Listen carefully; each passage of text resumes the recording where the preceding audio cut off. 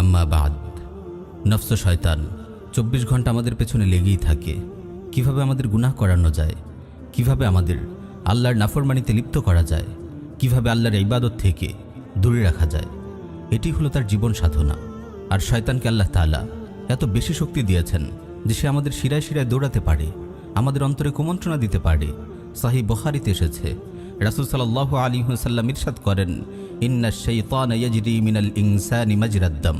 শয়তান মানুষের শিরায় শিরায় বিচরণ করে। প্রিয় ভাই, আমরা মানুষ, আমরা দুর্বল। আল্লাহ তাআলা বলেন, ওয়া খুলিকাল ইনসানু দাঈফা। মানুষকে দুর্বল রূপে সৃষ্টি করা হয়েছে। তাই চেষ্টা করলেও অনেক সময় আমরা গুনাহ থেকে বাঁচতে পারি না। শয়তানের কাছে, প্রবৃত্তির কাছে আমরা বারবার হেরে যাই। তাই গুনাহ হয়ে যাওয়া আশ্চর্যের ব্যাপার নয়, কিন্তু এটি বড় আশ্চর্যের যে কোনো মুমিন তার গুনাহকে আল্লাহর রহমতের চেয়ে বড় মনে করে। আমার ভাই,